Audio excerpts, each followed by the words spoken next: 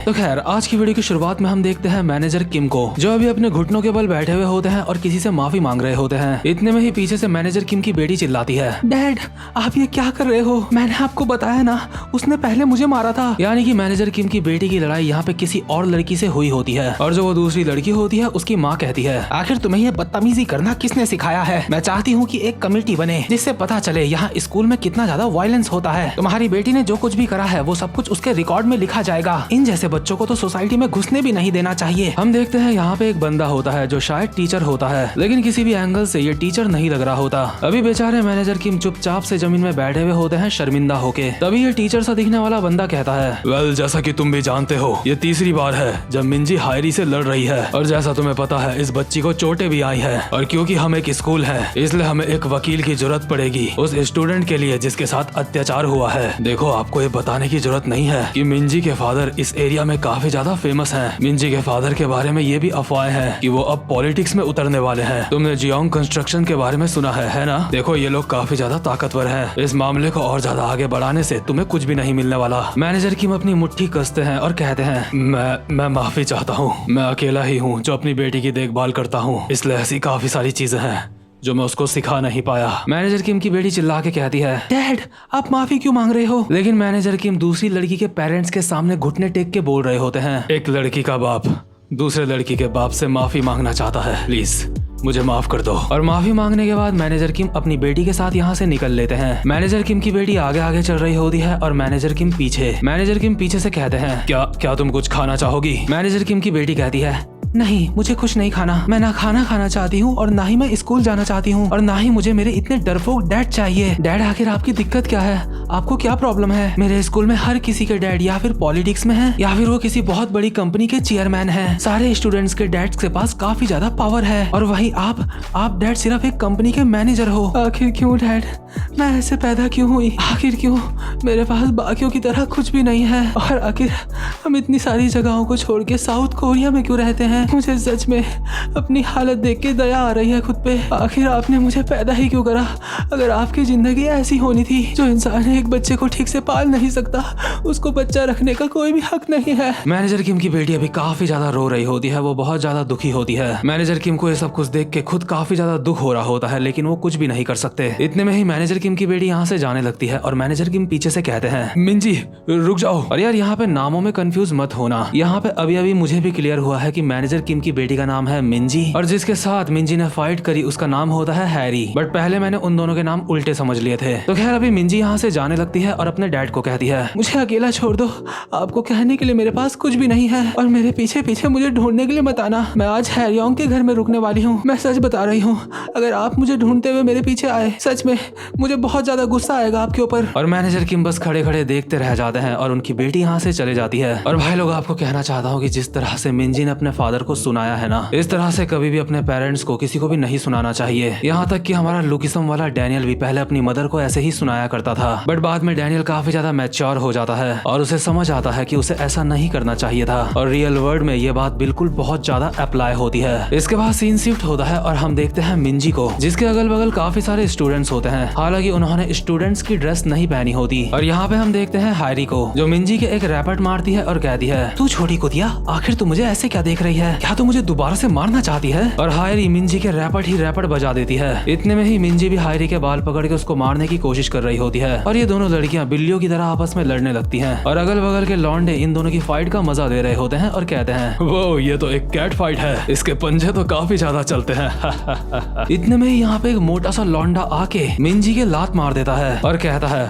तू छोड़ी कुतिया, तुझे क्या लगा था तू एक लड़की है इसलिए मैं तुझे मारूंगा नहीं? आखिर तेरी हिम्मत कैसे हुई मेरी गर्लफ्रेंड के ऊपर हाथ उठाने की? और इस मोटे का नाम होता है मीनो शियोंग। असल में हायरी इसकी क्रश होती है, मतलब ऑफिशियली गर्लफ्रेंड और बॉयफ्रेंड नहीं होते वो दोनों। हायरी पीछे से चिल्लाते हुए कहती है, सही कहा, ये लड़की एक कचरे का ढेर है, इसकी तो कोई ज्यादा जान पहचान भी नहीं है, ना ही इसके दोस्त हैं। बेचारी मिंजी अभी हाँफ रही होती है और कहती है, तुम लोग बहुत ही गिरे हुए हो, चापलूस कहीं के। तुम सारे के सारे लोग सिर्फ यहाँ पे मुझे मारने के लिए आ रखे हो। इतने में ही मिन्हो मिंजी के बाल पकड़ लेता है और कहता है क्या कहा तूने, और एक घुमा के रैपट मारता है मिंजी के, और इसके बाद लगातार मिंजी के रैपट ही रैपट बजाए जा रहा होता है। मतलब यार सोच रहे हो तुम, एक लड़की को मार रहा है वो इस तरह से, और मैं सोच रहा हूँ अगर ये लुकिसम का ही यूनिवर्स है तो यार काश अभी यहाँ पे डैनियल आ जाता और मिंजी को बचा लेता, बट यहाँ पे ऐसा कुछ भी नहीं होने वाला। मिन्हो मिंजी के रैपट मारे जा रहा होता है और अगल बगल के लोग आपस में बोल रहे होते हैं हे अब हमें रुक जाना चाहिए, इस तरह से तो वो मर जाएगी। इतने में ही हायरी एक पत्थर उठा के मिंजी की तरफ भागते हुए आ रही होती है और कहती है गधों मेरे सामने से हट जाओ, हे मिंजी किम तू कुतिया कहीं की, और सीधा पत्थर घुमा के मारती है मिंजी के सर पे। ये पत्थर सर पे पड़ने के बाद मिंजी टकराती है मिन्हो मोटे से और सीधा मिंजी का सर जाके लगता है एक पत्थर में और मिंजी का खून जमीन में बिखर जाता है। यहाँ पे मैटर थोड़ा सा सीरियस हो चुका होता है, इसलिए सारे लोग आपस में बोल रहे होते हैं ओ शिट, आखिर हमने ये क्या करा, क्या ये मर चुकी है, कोई 911 को कॉल करो। मिन्हो मोटा अपने मन में कहता है शिट मेरी तो वाट लगने वाली है। इतने में ही एक लड़की कहती है मैं पुलिस को कॉल करती हूँ। इतने में ही मिन्हो मोटा इस लड़की के मुंह पे हाथ लगा देता है और कहता है सब के सब तुम जो कुछ भी कर रहे हो रुक जाओ, तुम सब ने इस चीज में मेरा साथ दिया है, अगर मैं पकड़ा जाता हूँ तो मैं तुम सबका नाम बता दूंगा। तुम लोग ये अच्छी तरह से जानते हो मेरा जब दिमाग खराब होता है तो मैं कैसा होता हूँ, इसलिए समझदारी दिखाओ। तुम जिस किसी को भी कॉल कर रहे हो कॉल करना बंद करो। मैं एक गैंग के हेड को जानता हूँ, मैं उसको कॉल मिलाने की कोशिश करता हूँ। मुझे नहीं पता कि वो मेरी मदद करेगा या फिर नहीं, क्योंकि मैं यहाँ पे नया हूँ। अभी हम देखते हैं मिंजी जमीन में अनकॉन्शियस पड़ी हुई होती है और मिन्हो एक बंदे को कॉल लगाता है और कहता है ओ हेलो सर, मैं मिन्हो शियोंग बोल रहा हूँ। हाँ मुझे आपकी एक मदद चाहिए। क्या आप मेरी मदद नहीं कर सकते? इतने में ही हायरी मिन्हो से फोन छीनती है और कहती है फोन मुझे दो। हेलो मैं गैंगचॉन जू की बेटी हूँ, मेरे डैड जियोंग कंस्ट्रक्शन के चेयरमैन हैं और मुझे अभी किसी ऐसे इंसान की जरूरत है जो यहाँ पे मैटर को संभाल सके। और जहाँ मिंजी के साथ इतना कुछ हो रहा होता है वहीं हम देखते हैं मैनेजर किम को, जिन्होंने चूल्हे में कुकर चढ़ा रखा होता है और बहुत ही उदास होके खाना खा रहे होते हैं और मिंजी का इंतजार कर रहे होते हैं। मैनेजर किम घड़ी में देखते हैं और कहते हैं मिंजी को आने में देर हो चुकी है। और वहीं दूसरी तरफ मिन्हो और हायरी कार में कुछ बंदों के साथ बैठ के कहीं जा रहे होते हैं। असल में कार में जो बाकी के बंदे होते हैं वो गैंगस्टर्स होते हैं जिनको मिन्हो ने कॉल मिलाया था। इनमें से एक बंदा हायरी को कहता है तो तुम मिस्टर जू की बेटी हो? हायरी कहती है हाँ सही कहा। गैंगस्टर कहता है वेल तुम्हें पता है हम ऐसे मामलों में ज्यादा टांग नहीं अड़ाते हैं, लेकिन क्योंकि तुम मिस्टर जू की बेटी हो इसलिए मैं यहाँ पे आया हूँ, तुम स्पेशल हो समझी। हायरी इन गैंगस्टर्स को देख के काफी ज्यादा नर्वस होती है और कहती है हाँ ठीक है लेकिन काम तो हो जाएगा ना, प्लीज इस मैटर को संभालने का काम अच्छे से करना और कोशिश करना कि तुम्हें कोई देख ना पाए, क्योंकि हमें और ज्यादा लफड़ा नहीं चाहिए। गैंगस्टर कहता है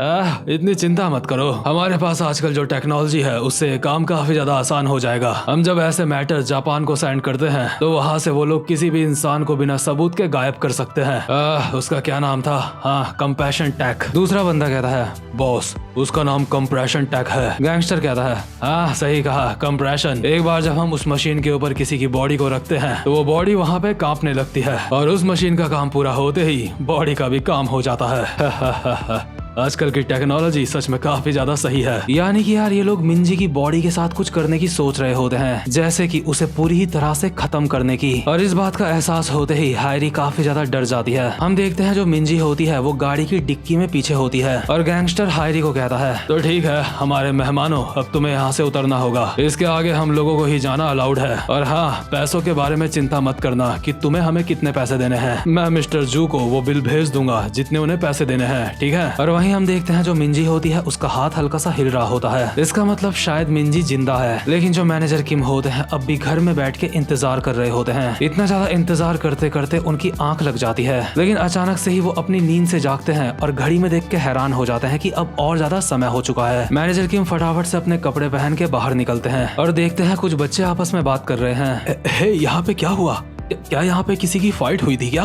ये सच में काफी अजीब है, ये तो इंसान का खून है ना? क्या हमें पुलिस को बुलाना चाहिए? अरे रहने दो, मुझे लगता है पहले ही किसी ने पुलिस को बुला लिया होगा। चलो हम यहाँ से चलते हैं। मैनेजर किम देखते हैं यहाँ पे खून के निशान है जमीन में। तभी उन्हें जमीन में एक हेयर बैंड पड़ा हुआ दिखता है और उन्हें याद आ जाता है कि ये हेयर बैंड उसी लड़की का है जिसकी मिंजी के साथ पहले फाइट हुई थी। मैनेजर किम मिंजी की दोस्त को कॉल करके कहते हैं हेलो क्या हेयर योंग बात कर रही है? हाय मैं मिंजी का डैड बोल रहा हूँ, क्या पिछली रात मेरी बेटी तुम्हारे साथ थी? अच्छा ठीक है। मैनेजर किम को अंदाजा हो जाता है कि उनकी बेटी किसी खतरे में है और मैनेजर किम अभी अपने बीस्ट मोड में लग रहे होते हैं। इसके बाद सीन शिफ्ट होता है और हम देखते हैं हायरी और मिन्हो को जो सड़क में पैदल जा रहे होते हैं और हायरी कहती है, हे, हमें कुछ नहीं होगा है ना? मिन्हो मोटा कहता है, अरे तुम चिंता मत करो, तुमने बताया था ना उसके डैड भी एक नंबर के ढक्कन है, चिंता मत करो, वो लोग उसे कभी भी ढूंढ नहीं पाएंगे, हमें बस अपना मुंह बंद रखना है, मैं तुम्हें घर तक छोड़ देता हूँ, तुम चिंता मत करो, ठीक है? इतने में ही इन दोनों के पीछे से मैनेजर किम आ जाते हैं और कहते हैं, एक्सक्यूज मी, क्या मैं तुमसे एक सवाल पूछ सकता हूँ? मैनेजर किम जिस तरह से यहाँ पे आए होते हैं ये देख के इन दोनों की फट गई होती है। मैनेजर किम कहते हैं, मैं मिन्जी का फादर हूँ और अभी मैं उसको ढूंढने की कोशिश कर रहा हूँ। इतने में ही मिन्हो मैनेजर किम का कॉलर पकड़ लेता है और एक मुक्का मारते हुए कहता है, अबे साले बूढ़े, तूने तो मुझे डरा ही दिया था। तभी मिन्हो देखता है कि हायरी काफी ज्यादा डरी हुई है, इसलिए वो रुक जाता है और कहता है, हम किसी मिन्जी विंजी को नहीं जानते, हम तुम्हारी मदद नहीं कर सकते। इतने में ही मैनेजर किम हायरी को उसका हेयर बैंड दिखाते हैं और कहते हैं, मिस, ये तुम्हारा है ना? मुझे सड़क में पड़ा मिला, ये तुम्हारा ही है ना? तभी मिन्हो मैनेजर किम के दोबारा से मुक्का मारने वाला होता है और कहता है, अबे तू जहाँ जा रहा था वहाँ चला जा, ऐसा करेगा तो तुझे चोट नहीं लगेगी, मैं सच बता रहा हूँ, मेरा मूड आज ठीक नहीं है, अभी मैं तुझे यहाँ से जाने दे रहा हूँ, इसलिए चुपचाप से यहाँ से चला जा। लेकिन इसके बाद सीन शिफ्ट होता है और हम देखते हैं मैनेजर किम की पुरानी यादें, जिससे हम ये अंदाजा लगा सकते हैं कि मैनेजर किम कितने ज्यादा खतरनाक इंसान है। हम देखते हैं मैनेजर किम चिल्ला के बोल रहे होते हैं, प्लीज मैं कहता हूँ मुझे जाने दो। और काफी सारे फौजियों ने मैनेजर किम के ऊपर अपनी बंदूक तान रखी होती है और दूसरा फौजी मैनेजर किम को कहता है, सार्जेंट किम,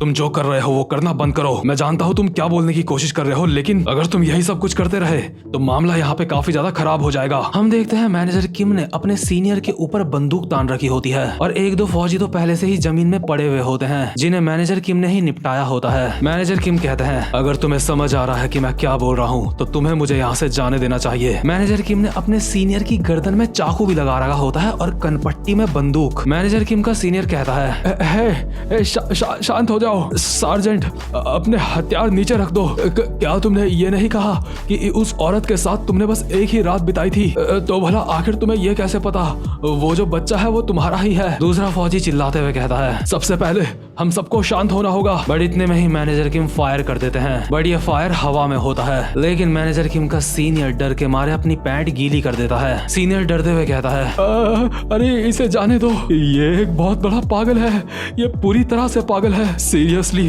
अगर ऐसा ही चलता रहा ये हम सबको जान से मार देगा। और यार सोचो, जिस बंदे को देख के फौजी इतना ज्यादा डर रहे हैं वो बंदा खुद एक कितना खतरनाक फौजी होगा। देखो मैं यहाँ पे फौजी शब्द इस्तेमाल कर रहा हूँ, लेकिन करने के लिए मैं स्पेशल फोर्सेस शब्द भी इस्तेमाल कर सकता हूँ। इसके बाद हम प्रेजेंट मोमेंट में वापस आते हैं जहाँ पे मिन्हो मैनेजर किम का कॉलर पकड़ के बोलता है, तुझे लगता है तू बहुत ज्यादा खतरनाक है बुड्ढे, अब तक मैं तेरे ऊपर रहम खा रहा था लेकिन अब तो तेरी। और मिन्हो अपनी टी शर्ट निकालने लगता है मैनेजर किम को मारने के लिए और कहता है, लगता है तुझे अब समझ आएगा कि असली तरह से तुड़ाई करना किसको कहते हैं बुड्ढे, क्या तू भी अपनी शर्ट निकालना चाहता है? मैनेजर किम कहते हैं, संभल के बच्चे। बट इतने में ही मिन्हो मैनेजर किम की शर्ट पकड़ता है और उसको फाड़ते हुए कहता है, या फिर तू चाहता है मैं तेरी शर्ट निकालूं? बुड्ढे आखिर तुझे लगता क्या है, तू कौन है, क्या तुझे पता भी है कि फाइट कैसे करी जाती है? और मैनेजर किम की शर्ट फाड़ते ही जो मिन्हो होता है काफी ज्यादा हैरान हो जाता है, साथ ही साथ में हायरी भी डर के मारे कांप रही होती है। इसके बाद दोबारा से हम वो सीन देखते हैं जब मैनेजर किम ने अपने सीनियर की गर्दन में चाकू लगा रखा होता है। अभी एक फौजी चिल्ला के अपने सीनियर को कहता है, ये नामुमकिन है, तुम जानते हो हम इसे यहाँ से जाने नहीं दे सकते, हमारे जो ये कपड़े हैं ये दुनिया के लिए एक सीक्रेट रहना चाहिए। सार्जेंट किम,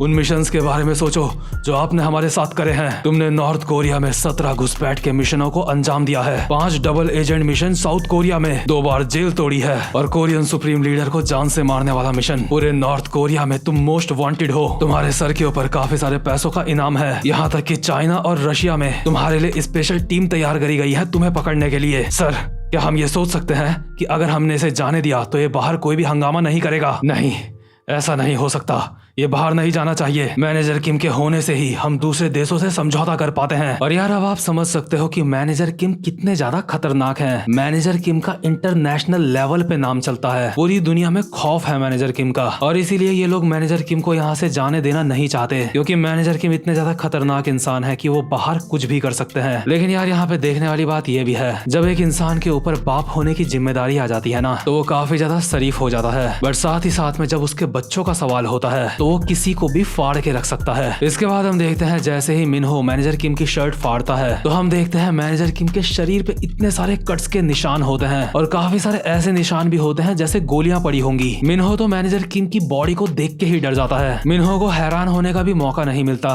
मैनेजर किम गोली की रफ्तार में मिनहो के ऊपर काफी सारे अटैक करते हैं और लास्ट में मिनहो के एक लात मार के उसको हवा में उड़ा देते हैं। मिनहो का सर जैसे ही जमीन में टकराने वाला होता है इतने में ही मैनेजर किम अपने जूते से मिनहो के सर को रोक लेते हैं टकराने से और कहते हैं, मेरे पास तेरे लिए बस एक सवाल है, मेरी बेटी कहाँ है। मैनेजर किम ने हायरी के हेयर बैंड से मिनहो का गला घोट रखा होता है जिससे मिनहो की हालत खराब हो रही होती है और हायरी ये सब कुछ देख के काफी ज्यादा डर रही होती है और पीछे से मैनेजर किम को बोल रही होती है, प्लीज रुक जाओ। मैनेजर किम मिनहो से अपनी बेटी का पता पूछ रहे होते हैं और मिनहो फटी हुई हालत में कहता है, जब हम जा रहे थे तो वो हमें दाएं मुड़ने के लिए और बाएं मुड़ने के लिए बोल रहे थे। वो लोग हमें सिर्फ रास्ता बता रहे थे, मुझे नहीं पता वो तुम्हारी बेटी को कहाँ लेके गए। प्लीज मेरे ऊपर यकीन करो। मैनेजर किम कहते हैं, और तू ये भी नहीं जानता कि उनसे वापस से कांटेक्ट कैसे करना है ना। मिनहो कहता है, हम एक पॉइंट ऑर्गेनाइजेशन है, जब वो लोग हमसे कांटेक्ट करना चाहते हैं हम तभी उनसे बात कर सकते हैं। मैनेजर किम कहते हैं, और तुम्हारी गैंग का वो लीडर कहाँ है जो पहले तुम सबसे बात करता है। मिनहो की हालत यहाँ पे बिल्कुल फट चुकी होती है। उसको जो कुछ भी छोटा मोटा पता होता है वो सब कुछ मैनेजर किम को बता देता है। हालांकि मिनहो को भी नहीं पता होता कि गैंगस्टर्स मैनेजर किम की बेटी को कहाँ पे लेके गए हैं। इसके बाद सीन शिफ्ट होता है और हम देखते हैं एक घर का सीन जहाँ पे एक बंदा हाथ जोड़ के एक गैंगस्टर को बोल रहा होता है, मुझे माफ कर दो, प्लीज प्लीज बस मुझे एक बार माफ कर दो। और इस बंदे के सामने जो गैंगस्टर होता है इसका नाम होता है मिनचाल ओ, जो कि के गैंग का हेड होता है। और इसी गैंग के जो और ज्यादा बड़े लोग होते हैं वो ही मैनेजर किम की बेटी को लेके जा रहे होते हैं कहीं और, ताकि वो मैनेजर किम की बेटी की बॉडी को डिस्पोज कर सके। अभी मिनचाल अपने सामने वाले बंदे के बाल पकड़ता है और कहता है, अबे ओए हरामजादे, क्या तू मेरे साथ मजाक कर रहा है? तूने कॉन्ट्रैक्ट साइन करा था, क्यों तूने करा था ना? तुझे लगता है तूने जो कॉन्ट्रैक्ट साइन करा था वो कोई मजाक था? तुझे पता भी है कॉन्ट्रैक्ट में क्या क्या बातें लिखी हुई थी? उस कॉन्ट्रैक्ट में लिखा था अगर तुम सही समय पे लोन नहीं चुका पाओगे तो तुम्हें इसकी कीमत चुकानी पड़ेगी, और मैंने तुझे पहले ही कहा था इसकी कीमत तेरी बेटी को चुकानी पड़ेगी। और ये जो आदमी यहाँ पे होता है इस आदमी की बेटी को भी इन गैंगस्टर्स ने यहाँ पे पकड़ रखा होता है, जो कि बार बार अपने डैड को देख के बोले जा रही होती है, डैड डैड प्लीज कुछ करो। लेकिन इस लड़की के डैड के अभी इतने ज्यादा रैपट पड़ रहे होते हैं कि ये डैड इन रैपट से डेड हो सकता है। मैनचॉल इस आदमी के रैपट ही रैपट बजाते हुए कहता है, क्या साले तू मुझे बोल रहा है तेरी बेटी बस एक स्टूडेंट है? हाँ हरामजादे, मुझे इस बात से कोई भी फर्क नहीं पड़ता कि तेरी बेटी एक स्टूडेंट है या फिर नहीं है, क्योंकि हम उसके शरीर के ऑर्गन्स निकाल के बेच देंगे और इससे कोई फर्क नहीं पड़ता कि वो एक लड़की है या फिर स्टूडेंट है, बाहर में जाए। साले हरामजादे, अगर तुझे लगता है कि हम उसके साथ गलत कर रहे हैं तो उसकी जगह हम तेरे ऑर्गन्स बेच देते हैं, लेकिन तू ऐसा भी नहीं चाहता ना कि हम तेरे ऑर्गन्स बेचें। और बहुत सारे रैपट मारने के बाद मैनचॉल एक लात मारता है इस आदमी के मुंह पे। इसके बाद ये गैंगस्टर इस आदमी की बेटी को जबरदस्ती खींच के ले जा रहे होते हैं और मैनचॉल कहता है, हरामजादे अब तू चुपचाप से यहाँ पे बैठ और देख हम क्या करते हैं। हे, इस लड़की को लेके चलो। ये लड़की अभी बार बार रो रो के चिल्ला रही होती है, डैड डैड प्लीज डैड। लेकिन इस लड़की के डैड यहाँ पे पूरी तरह से लाचार होते हैं और कुछ भी नहीं कर सकते। मैनचॉल इस आदमी का सर पकड़ता है और इसकी बेटी की तरफ करके कहता है, हरामजादे अब ढंग से देखियो कि जब हमारे पैसे हमें कोई वापस नहीं देता है तो हम उसके साथ क्या करते हैं। अब तुझे समझ आएगा कि तूने हमारे साथ जो कॉन्ट्रैक्ट साइन करा था वो क्या था। बुड्ढे हरामजादे, अब तुझे समझ आएगा असल में जिंदगी किसको कहते हैं। ये लोग इस आदमी की बेटी का भी बुरा हाल करने वाले होते हैं और ये आदमी अपनी आंखें बंद करके अपने मन में बोल रहा होता है, नहीं मैं ये सब कुछ नहीं देख पाऊंगा। और वहीं इस आदमी की बेटी भी डैड डैड चिल्ला रही होती है। लेकिन इतने में ही इस घर के बाहर एक ऐसी लड़की के डैड पहुंचते हैं जो अपनी बेटी के लिए किसी को भी डेड कर सकते हैं, यानी कि अपने मैनेजर किम। मैनेजर किम इस घर की बेल बजाते हैं और एक गैंगस्टर मैनचॉल को आके कहता है,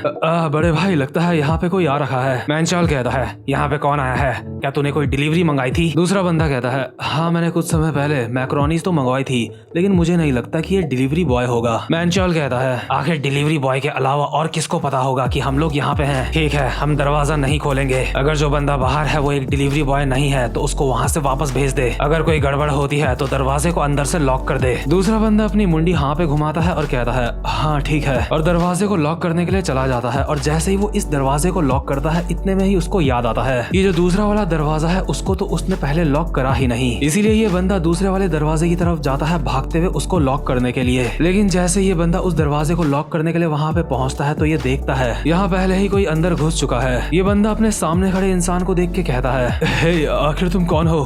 तुम किसी की प्रॉपर्टी में ऐसे नहीं घुस सकते। और इस बंदे के बस इतना कहने की देर होती है। इतने में ही इस बंदे की तुड़ाई होनी स्टार्ट हो जाती है। इस बंदे के जो रैपट अंदर पड़ रहे होते हैं, बाहर वो मिंचॉल और बाकी के बंदे सुन रहे होते हैं। मिंचॉल डरते डरते दरवाजे के बाहर से कहता है, हे क्या तुम मेरी बात सुन रहे हो? क्या तुम्हें आवाज आ रही है? लेकिन दरवाजे के अंदर से सिर्फ बूम बाम की आवाजें आ रही होती हैं, क्योंकि मैनेजर किम अंदर उस दूसरे बंदे की अच्छे से तोड़ रहे होते हैं। इतने में ही यहाँ पे जो मेंचॉल के साथ बंदा होता है वो अपने बेसबॉल का बैट उठा के उस रूम की तरफ जाता है, ये देखने के लिए कि वहाँ पे क्या चल रहा है। और दरवाजे को हल्का सा खोलते ही साथ अंधाधुंध बेसबॉल का बैट घुमा देता है, लेकिन ये बैट जाके लगता है उसी बंदे के मुंह पे जो इन्हीं के साथ है। मैनेजर किम जानबूझ के उस बंदे का मुंह सामने लेके आए होते हैं और खुद नीचे की तरफ से डॉज करते हुए गोली की रफ्तार में यहाँ पे पहुंचते हैं और एक हाथ से इस मोड़ी की ठुड्डी में रैपट मारते हैं और दूसरे हाथ से अपनी कोट की जेब से एक रस्सी निकालते हैं। जहाँ एक हाथ से इस मोटे के रैपट ही रैपट पड़े जा रहे होते हैं, वहीं दूसरे हाथ से मैनेजर किम इस रस्सी को इस तरह से फेंकते हैं कि ये रस्सी इस मोटे के पैर में लिपट जाती है और साथ साथ में जो ऊपर लाइट वाला झूमर होता है उसमें फंस जाती है ये रस्सी। और रिजल्ट के तौर पे ये मोटा अभी रस्सी से उल्टा लटक रहा होता है। ये मोटा भी ये देख के हैरान होता है कि कोई इतनी जल्दी कैसे किसी के पैर पे रस्सी बांध के उसको उल्टा लटका सकता है। ये मोटा हैरानी में डरते हुए कहता है, वो आखिर ये क्या था? और जो लड़की अब तक यहाँ पे रो रही होती है वो कहती है,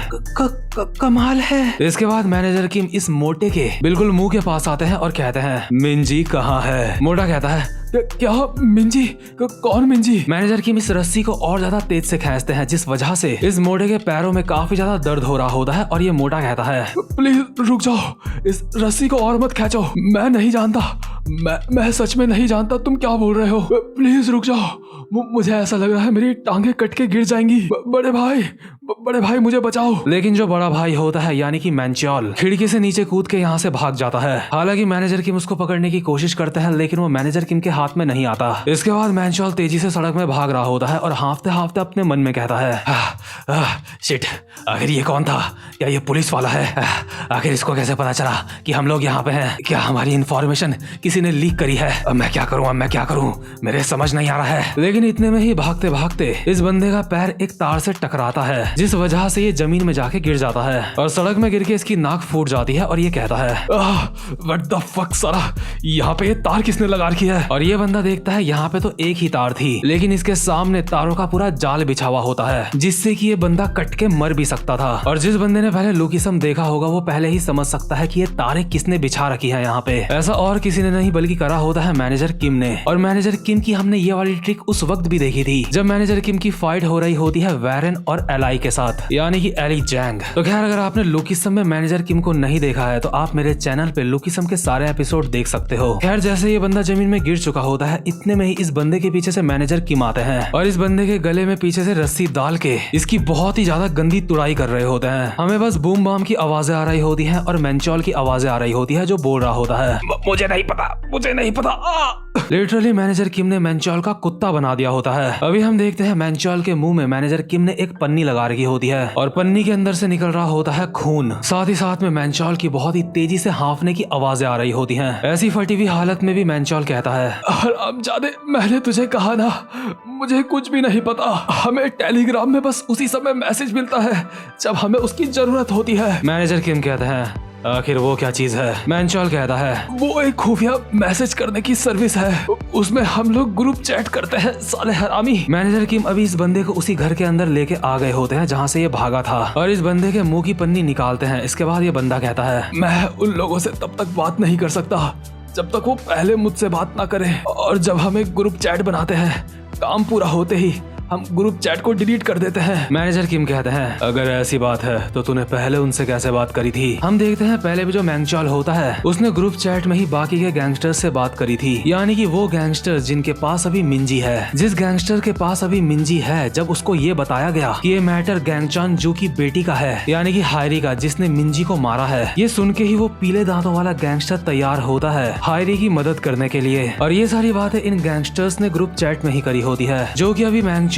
किम को बता देता है। लेकिन क्योंकि मैनेजर किम को अब भी मिंजी तक पहुंचने का रास्ता नहीं पता चला होता, इसलिए मैनेजर किम इस बंदे का हाथ पकड़ के मोड़ने लगते हैं और ये बंदा कहता है, मेरा हाथ ये टूट जाएगा, छोड़ो, मैं तुम्हें सच बता रहा हूँ, मुझे और कुछ भी नहीं पता। क्या तुम जो कर रहे हो ये साउथ कोरिया में करना अलाउड है? साले हरामखोर, मैं तेरे ऊपर केस करूंगा। मैनेजर किम कहते हैं, अच्छा तो जो तुम लोग करते हो क्या वो करना अलाउड है? और मैनेजर किम इस बंदे का हाथ तोड़ देते हैं, जिस वजह से ये बंदा बहुत ही तेजी से करहा रहा होता है। इसके बाद मैनेजर किम इसके सामने आते हैं और कहते हैं, बस मेरे सवाल का जवाब दे, आखिर तुझे अपने ऊपर इतना विश्वास क्यों है? आखिर अब भी तू इतना ज्यादा क्यों अकड़ रहा है? मैंगचॉल अभी पूरा का पूरा टूट फूट चुका होता है, लेकिन उसके बावजूद भी ये कहता है, साले पागल हरामखोर, कानून की वजह से तू जो कुछ भी कर रहा है ये कानून के खिलाफ है साले। और तुझे बता दूं, मैं एक माइनर हूँ, तू एक माइनर के साथ ऐसा कर रहा है, और क्योंकि मैं एक माइनर हूँ, अगर मैं कोई कानून तोड़ भी देता हूँ तो मुझे सजा नहीं होगी। हरामजादे, कानून हमें सजा नहीं दे सकती क्योंकि हम माइनर्स हैं। इतने में ही मैनेजर की में घुमा के लात मारते हैं इसके मुंह पे, और मैंगचॉल तड़पता हुआ बोल रहा होता है, हरामजादे, मैं कसम खाता हूँ तुझे इसकी कीमत चुकानी पड़ेगी। लेकिन मैनेजर की इसके लात मारने के बाद सीधा जाते हैं अपने सूटकेस के पास और उसके अंदर के फालतू के कागज बाहर फेंकते हैं, जिसके बाद हमें नजर आता है कि इस सूटकेस के अंदर असल में गन है। मैनेजर किम चुटकी से पहले ही इस गन को यहाँ पे जोड़ देते हैं आपस में, और इस गन के आगे साइलेंसर लगा के इसके अंदर मैगजीन फिट करते हुए बोल रहे होते हैं, अगर कोई अपने माँ बाप खो देता है तो हम उसको अनाथ बोलते हैं, अगर कोई औरत अपने पति को खो देती है तो हम उसको विधवा बोलते हैं, लेकिन वो माँ बाप जो अपनी बच्ची को खो देते हैं उनके लिए कोई भी शब्द नहीं है। ऐसा इसलिए क्योंकि ये बहुत ज्यादा दुखदायक होता है। जो पेरेंट्स अपने बच्चों को खो देते हैं उनके पास खोने के लिए और कुछ भी नहीं बचता। तो तू क्या बोल रहा था? तू एक माइनर है और तेरा कोई भी कुछ नहीं बिगाड़ सकता। मैंगचॉल की अभी लिटरली फट के 4 हो चुकी होती है अपने सामने गन देख के, और मैनेजर किम इस गन को लगा देते हैं मैंगचॉल की टांगों के बीच में, यानी कि मैंगचॉल के अंडों में, और उसका एक अंडा फोड़ने के लिए तैयार होते हैं। मैनेजर किम कहते हैं, अगर तू एक ऐसा माइनर है जिसका कानून कुछ भी नहीं बिगाड़ सकता, तो मैं ऐसा एक मिडिल एज का इंसान हूँ जो कानून को नहीं मानता। और अभी मैंगचॉल की सच में काफी ज्यादा फट के 4 हो चुकी होती है। इससे पहले तक तो मैंगचॉल फिर भी अपने अंदर बहुत ज्यादा कॉन्फिडेंट था क्योंकि वो एक माइनर है, लेकिन माइनर होने का क्या फायदा जब सामने वाला तुम्हें ऑन द स्पॉट ही ठोक दे। इसीलिए मैंगचॉल अपने मन में बोल रहा होता है, क्या ये सच में एक गन है? क्या सच में ये गोली चला देगा? नहीं। मैंगचॉल रोते रोते कहता है, सच बताऊं तो मैं एक माइनर नहीं हूँ। मैंगचॉल अब भी अपने मन में सोच रहा होता है कि नहीं, ये गोली नहीं चलाएगा क्योंकि अगर इसने गोली चला दी तो ये असली का क्रिमिनल बन जाएगा। बट मैनेजर किम गोली चला देते हैं और यहाँ पे जितने भी लोग होते हैं सबकी फटके 4 हो जाती है, और मैंगचॉल की टांगों के बीच से खून निकल रहा होता है। लेकिन मैनेजर किम ने इसके अंडे नहीं फोड़े होते बल्कि थाइस में गोली मारी होती है, और इसीलिए मैंगचॉल अभी मरा नहीं होता और कहता है, तो तुमने सच में गोली चला दी? क्या तुम पागल हो?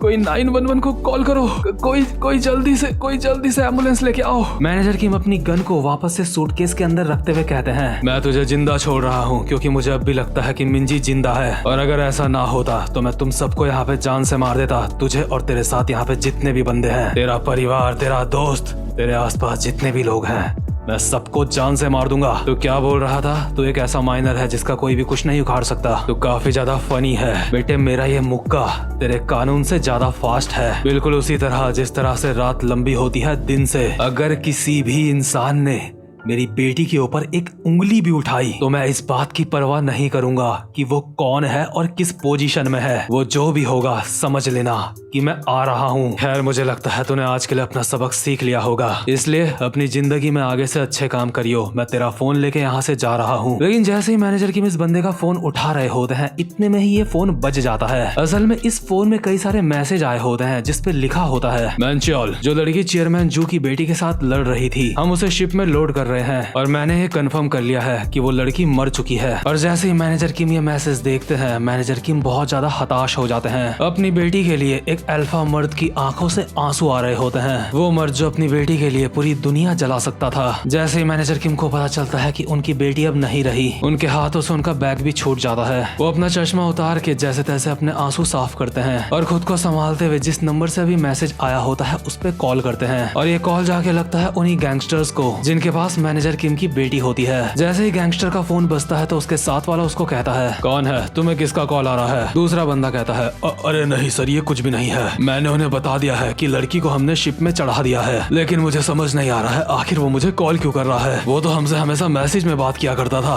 क्या कोई दिक्कत होगी? दूसरा बंदा कहता है रुक जा, उसका जवाब मत दियो, क्योंकि जिसका तुझे कॉल आ रहा है वो पुलिस है। सबसे पहले जो चैट ग्रुप है उसको डिलीट मार दे और कुछ समय के लिए हमारी गैंग से हमें जो भी कॉल या फिर मैसेज आए उनका जवाब मत दियो, और हो सके तो अपना ये फोन ही फेंक दे। दूसरा बंदा कहता है हाँ जी सर। और जो गैंगस्टर लोग होते हैं वो पूरी तरह से चैट ग्रुप को डिलीट कर देते हैं। मैनेजर किम की आंखों से अब भी आंसू रुक नहीं रहे होते। उसके बावजूद भी वो मैंगचोल को कहते हैं ओए, अब यहाँ पे दिखा रहा है कि चैट ग्रुप अब नहीं रहा, क्या मुझे समझाना चाहेगा आखिर यहाँ पे क्या चल रहा है? दोबारा से उनसे कनेक्ट कर मुझे। मैंगचोल कहता है ऐसा करना मुमकिन नहीं है, क्योंकि चैट ग्रुप को उन लोगों ने डिलीट करा है। वो लोग फॉरेन सर्वर का इस्तेमाल करते हैं, जिस वजह से। इतने में ही मैनेजर किम की गर्दन पकड़ते हैं और कहते हैं बकवास करना बंद कर और उनको कॉल कर। मैंगचोल बोल रहा होता है सच में मैं नहीं जानता कि उनको कैसे कांटेक्ट करूं। इतने में ही मैनेजर किम के पीछे से वही आदमी आता है जो यहाँ पे पहले से मौजूद था, और मैनेजर किम के पीछे से उनके एक चाकू मार देता है। ये आदमी वही होता है जिसकी बेटी को इन गैंगस्टर्स ने किडनैप कर रखा होता है। मैंगचोल ये सब कुछ देख के कहता है बहुत अच्छे, एक बार फिर से उसके चाकू मार। तभी ये चाकू मारने वाला आदमी डरते डरते कहता है मैंने इसके चाकू मारा तो अब हमारा हिसाब बराबर हो गया है ना? मेरे ऊपर जो कर्जा है अब तुम उसको माफ कर दोगे है ना? मैंगचोल कहता है ठीक है, मैं तेरा कर्जा माफ कर दूंगा, लेकिन इसके दोबारा से मार चाकू। इसके बाद मैनेजर किम अपनी जगह पे खड़े उठते हैं और हम देखते हैं मैनेजर किम ने ये चाकू अपने हाथों के बीच में फंसा रखा होता है, यानी कि मैनेजर किम के ये चाकू नहीं लगा होता। और वैसे भी मैनेजर किम एक स्पेशल सीक्रेट एजेंट है, उन्हें ऐसी परिस्थितियों से निपटना अच्छी तरह से आता है। और मैनेजर किम के क्योंकि चाकू नहीं लगा होता, इसलिए मैंगचोल बहुत ज्यादा डर के कहता है प्लीज दया करो मेरे ऊपर, रुक जाओ, ये सही नहीं है। और मैनेजर किम अभी मैंगचोल के बस चाकू घोंपने ही वाले होते हैं, लेकिन इतने में ही यहाँ पे 3 पुलिस वाले आ जाते हैं जो मैनेजर किम के ऊपर गन तानते हुए कहते हैं तू साइको कहीं के, वहीं पे रुक जा। एक पुलिस वाला डरते डरते कहता है तो तुम्हारे हाथ में जो चाकू है उसको नीचे फेंको। यूनिट 2 ये यूनिट 1 है, हमें जल्दी यहाँ पे बैकअप चाहिए। यहाँ पे चाकू लेके एक क्रिमिनल घूम रहा है, जल्दी यहाँ पे आओ। लेकिन मैनेजर किम को अभी इनकी बातों का कोई भी असर नहीं हो रहा होता, क्योंकि उनकी आंखों से अब भी आंसू टपक रहे होते हैं। उन्हें अब भी मिंजी का ही दुख सताया जा रहा होता है। इसके बाद यहाँ पे और भी पुलिस वाले आते हैं और मैनेजर किम को और बाकी के बंदों को पकड़ के पुलिस स्टेशन ले जाते हैं। पुलिस स्टेशन में हम देखते हैं एक पुलिस वाला भी कॉल पे बात कर रहा होता है और कहता है क्या तुमने क्या कहा? ठीक है, अभी मेरे पास वक्त नहीं है, मैं तुमसे बाद में बात करूंगा। अभी हम देखते हैं यहाँ पे वो 2 गैंगस्टर भी होते हैं जिन्हें मैनेजर किम ने मारा था। इनमें से एक बंदा पुलिस वालों को बताते हुए बोल रहा होता है सच में मैं तुम्हें बता रहा हूँ, उसके पास एक गन थी। दूसरा कहता है हाँ मैं सच बता रहा हूँ, वो इंसान काफी ज्यादा खतरनाक है। पुलिस वाला कहता है ठीक है तुम शांत हो जाओ। ये बंदे कहते हैं क्या तुम चाहते हो ऐसी सिचुएशन में हम शांत हो जाएं? पुलिस वाले आपस में कहते हैं डिटेक्टिव ली, क्या अभी तक सस्पेक्ट ने कुछ बताया है? नहीं, अब तक उसने कुछ भी नहीं बताया है। ये जो सस्पेक्ट है क्या इसका बैकग्राउंड चेक अब तक नहीं हुआ है? नहीं सर, हमें इसका मोबाइल फोन मिला है लेकिन उसमें भी कुछ खास नहीं है। ठीक है, इसके फिंगरप्रिंट्स जो तुमने लिए थे वो मेरे पास लेके आओ। इस जैसे कुछ लोग होते हैं जिन्हें सही तरीके के इलाज की जरूरत होती है। इन जैसे अपराधियों को ये नहीं पता कि टेक्नोलॉजी कितनी ज्यादा एडवांस हो चुकी है। ये चाहे कितना भी छुपा ले, हम इनके बारे में पता लगा सकते हैं। और मैनेजर किम चुपचाप से भी एक जगह पे बैठे हुए होते हैं और उनके हाथों में हथकड़ी होती है। और जैसे ही पुलिस वाले मैनेजर किम के फिंगरप्रिंट को चेक करते हैं तो ये पुलिस वाले ये देख के हैरान हो जाते हैं कि इस फिंगरप्रिंट से जो प्रोफाइल इनके सामने आई है वो ब्लॉक है। जो प्रोफाइल इनके सामने आई होती है वहाँ पे ना मैनेजर किम का नाम होता है, ना एज होती है, ना नेशनैलिटी होती है, यानी कि मैनेजर किम कहाँ रहते हैं और क्या काम करते हैं। पुलिस वालों को तो ये भी पता नहीं होता कि यहाँ पे ये चल क्या रहा है, ऐसा भी कुछ होता है। बट यार मैनेजर किम एक इंटरनेशनल लेवल के बंदे हैं जिनके पीछे ना जाने ऐसे कितने लोग पड़े हैं जो पूरी दुनिया को कंट्रोल करने का दम रखते हैं। और क्योंकि मैनेजर किम एक स्पेशल एजेंट है, इसलिए वो इस पूरी दुनिया के लिए एक भूत है। उनकी कोई पहचान, कोई अता पता कुछ भी नहीं है। पुलिस वाला ये सब कुछ देख के कहता है आखिर ये सब क्या है? तभी छपरी गैंगस्टर्स कहते हैं आखिर तुम ये क्या कर रहे हो? यही वो इंसान है जिसने सारा का सारा हंगामा मचाया था। ये अपनी बेटी को ढूंढ रहा था। मैंने आज तक अपनी जिंदगी में इस इंसान को पहले कभी भी नहीं देखा है। ओए तू हरामजादे, अपने बारे में इनको बताता क्यों नहीं है? इन्हें बता, ये सारा का सारा हंगामा तूने ही करा है जब तू अपनी बेटी को ढूंढ रहा था। और इतने में ये छपरी गैंगस्टर मैनेजर किम के एक लात मारता है और मैनेजर किम जमीन में जाके गिरते हैं। ये छपरी बोल रहा होता है तू अभी कुछ भी नहीं कर सकता साले, तेरे हाथों में हथकड़ी है। साले हरामजादे, मैं तुझे नहीं छोड़ूंगा।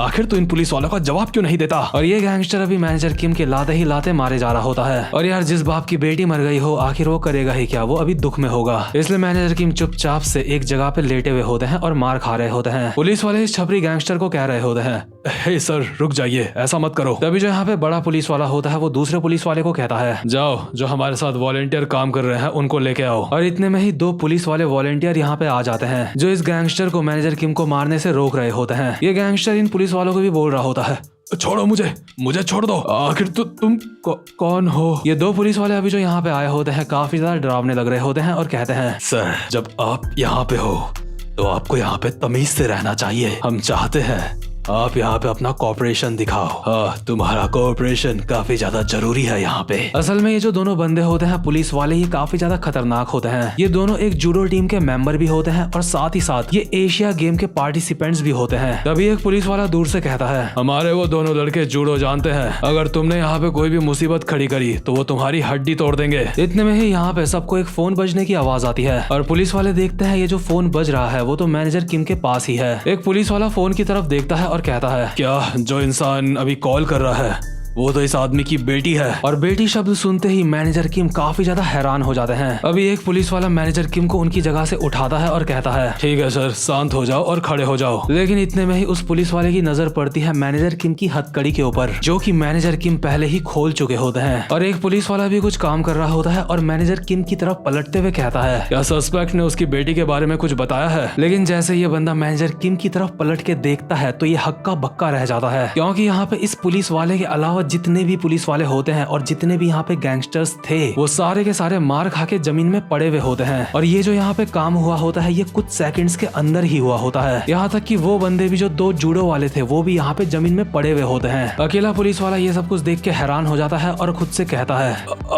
आखिर यहाँ पे क्या हुआ? और इस बंदे को पता भी नहीं चलता कि मैनेजर किम इसके पीछे खड़े हैं। जैसे ही इस पुलिस वाले को कुछ भी एहसास होता, मैनेजर किम इसे अलमारी में पटक के दे मारते हैं और कहते हैं, चुप, कुछ भी बोलियो मत। और मैनेजर किम इस बंदे के हाथ से अपना फोन लेते हैं और कॉल पिक करके कहते हैं, हेलो मिंजी। लेकिन यार मिंजी तो उन गैंगस्टर्स के मुताबिक मर चुकी होती है, तो आखिर अभी मैनेजर किम के फोन में मिंजी का कॉल कैसे आया? लेकिन उनकी बेटी मिंजी का वहाँ से कोई भी जवाब नहीं आता और वो फोन में देखते हैं तो कॉल अभी डिस्कनेक्ट हो चुकी होती है और दोबारा से कनेक्ट होने की कोशिश कर रही होती है। मैनेजर किम वापस से उस नंबर पे कॉल मिलाते हैं, लेकिन वहाँ से उन्हें कंप्यूटर द्वारा एक मैसेज मिलता है, जिस व्यक्ति से आप संपर्क करना चाहते हैं वो अभी उपलब्ध नहीं है। ये सुन के मैनेजर किम बहुत ज्यादा निराश और गुस्से में होते हैं और पुलिस स्टेशन में तबाही मचा के यहाँ से निकल लेते हैं। इसके बाद यहाँ पुलिस स्टेशन में पहुँचता है सुपरिटेंडेंट जनरल, जिसका नाम होता है च्योलजुन। च्योलजुन अभी बाकी के पुलिस वालों के ऊपर चिल्ला रहा होता है और कहता है, क्या तो पूरी की पूरी बात ये है, यहाँ पे एक आदमी आया और तुम सबकी वाट लगा के चला गया। पुलिस वाले अपना सर झुका के कहते हैं, जी सर। च्योलजुन कहता है, क्या तुम मेरे साथ मजाक कर रहे हो? तुम्हें क्या लगता है तुम्हारी इस नाकामयाबी से लोग पुलिस के बारे में क्या सोचेंगे? अभी च्योलजुन बाकी के पुलिस वालों को सुना ही रहा होता है, लेकिन इतने में ही यहाँ पे एक इंसान आता है जिसने गोल सी टोपी पहनी हुई होती है। एक पुलिस वाला इस बंदे को रोकता है और कहता है, एक्सक्यूज मी, आप अंदर नहीं जा सकते, इस वक्त हम यहाँ पे। लेकिन इतने में ही ये बंदा अपना आइडेंटिटी कार्ड दिखाता है, जिसको देख के पुलिस वाला डर जाता है, क्योंकि ऑब्वियसली यहाँ पे जो गोल टोपी वाला बंदा आया होता है वो कोई हायर पोस्ट का पुलिस वाला होता है। अभी एक पुलिस वाला च्योलजुन को पीछे से कहता है, सर वो यहाँ पे। च्योलजुन गुस्से में कहता है, क्या यहाँ पे रिपोर्टर्स पहले ही पहुंच चुके हैं? लेकिन जो गोल टोपी वाला बंदा होता है वो च्योलजुन के पास आता है और उसके कंधे का स्टार फाड़ देता है और च्योलजुन के मुंह पे रैपट मार के उसको दूर फेंक देता है। गोल टोपी वाला बंदा कहता है, तो तेरे कंधे में 1 रोज ऑफ सैरॉन है, क्या तू ही यहाँ का हेड है? ये गोल टोपी वाला बंदा फुल स्वैग में होता है और अभी सिगरेट पी रहा होता है। असल में ये नेशनल स्पेशल ऑपरेशन का एक बंदा होता है, इसका नाम होता है गुकचौल, लेकिन इसका कोड नेम होता है ग्राउंड हॉग। ग्राउंड हॉग च्योलजुन को कहता है, तुझे अपने कंधे का स्टार सौंपने के लिए तैयार हो जाना चाहिए। च्योलजुन डरते डरते कहता है, आखिर आप कौन हो? ग्राउंड हॉग अपना आईडी कार्ड च्योलजुन के ऊपर फेंकता है और तब जाके च्योलजुन को पता चलता है ये बंदा स्पेशल ओप्स है। इसके बाद ग्राउंड हॉग स्टाइल में कहता है, तुम्हें पूरा यकीन है यहीं पे उसको देखा गया था? दूसरा बंदा कहता है, जी सर, यहीं पे देखा गया था, उन्होंने 66 कोड में उसके ऊपर बैकग्राउंड चेक करा था, ये बात कंफर्म है, वो बंदा यहाँ स्टेशन में भी मौजूद था। ग्राउंड हॉग अपने साथ वाले बंदे को कहता है, सबसे पहले उसके परिवार को ट्रैक करो। और यार ये जो स्पेशल ऑपरेशन वाले बंदे होते हैं ये काफी ज्यादा मॉडर्न होते हैं। इनके पास काफी ज्यादा हाई टेक्नोलॉजी होती है, जिसकी वजह से मैनेजर किम और उनकी बेटी की लोकेशन पता लगा लेते हैं। इन स्पेशल एजेंट्स में से एक कहता है, हमने उसकी बेटी की लोकेशन पता लगा ली है और कोड 66 के सेल फोन के लिए अभी भी हम ढूंढ रहे हैं। दूसरा बंदा कहता है, क्या तुम्हें उसको ढूंढने की जरूरत नहीं है, उसने वैसे भी अब तक अपना मोबाइल फेंक दिया होगा। वो इतना भी बड़ा बेवकूफ नहीं है कि अपना मोबाइल अपने पास रखे, क्योंकि अगर वो ऐसा करेगा तो हम उसको ट्रैक कर सकते हैं। तभी दूसरा एजेंट कहता है, नहीं सर, ये सेलफोन अभी हमें मूव करता हुआ दिख रहा है लोकेशन में। ग्राउंड हॉक कहता है, क्या इस वक्त कहाँ पे है वो? दूसरा बंदा कहता है, वेल इस वक्त वो एक टाइकोंडो जिम में है। इसके बाद सीन शिफ्ट होता है और हम देखते हैं टाइकोंडो जिम का सीन, जहाँ पे कुछ छोटे छोटे बच्चे टाइकोंडो की प्रैक्टिस कर रहे होते हैं, जिन्हें एक आदमी ये टाइकोंडो की प्रैक्टिस करवा रहा होता है। लेकिन इतने में ही यहाँ पे मैनेजर किम आते हैं। टाइकोंडो का मास्टर मैनेजर किम को देख के बच्चों को कहता है, ठीक है हम 10 मिनट का ब्रेक लेंगे, और बच्चे फुदकते हुए यहाँ से बाहर भाग जाते हैं थोड़े से मजे करने के लिए 10 मिनट के लिए। इसके बाद टाइकोंडो का मास्टर मैनेजर किम के बगल में आके बैठता है और कहता है, तो काफी समय हो गया जब से तुम मिले नहीं थे, और यार अब जो मैं बात बोलने वाला हूँ उसे ध्यान से सुनना। इस बंदे का नाम होता है हानशु शियोंग, जिसने पहले टाइकोंडो में गोल्ड मेडल जीता हुआ है, और इस बंदे का लुकीसम से बहुत ही ज्यादा तगड़ा कनेक्शन है। लुकीसम में जो हमारा गोंग शॉप जी था, उसने एक बार जैक ली को बताया था कि जोहान शियोंग इतना ज्यादा ओपी फाइटर है, उसकी ये वजह हो सकती है कि उसकी रगों में ही वॉरियर्स का खून दौड़ रहा हो, यानी कि वो किसी लेजेंड की ब्लड लाइन से रिलेट करता हो। और गोंग शॉप के मुताबिक वो सिर्फ एक ही ऐसे लेजेंड को जानता है जिसका सर नेम शियोंग होगा, यानी कि हानशु शियोंग। बट गोंग शॉप को ये बात कंफर्म नहीं होती कि हानशु शियोंग जोहान शियोंग का फादर है, और ना ही हमें लुकीसम में बताया गया है कि जोहान शियोंग का फादर कौन है। बट मुझे पूरा लगता है यही बंदा जोहान शियोंग का फादर है। और जितने भी बंदे मेरी सारी लुकीसम की वीडियोस देख चुके हैं, अब मैनेजर किम की मानवा देख के यहाँ पे उन्हें कई सारी नई चीजें पता चलने वाली है। जैसे कि पहली चीज तो यही हो गई कि हमें जोहान शियोंग के फादर का पता चल चुका है। हानशु शियोंग, इस बंदे के पूरे चांस है कि ये जोहान शियोंग का फादर होगा। अभी हानशु शियोंग मैनेजर किम को कहता है, अगर तुम इतने समय बाद यहाँ पे आए हो तो जरूर कोई ना कोई बात होगी, बताओ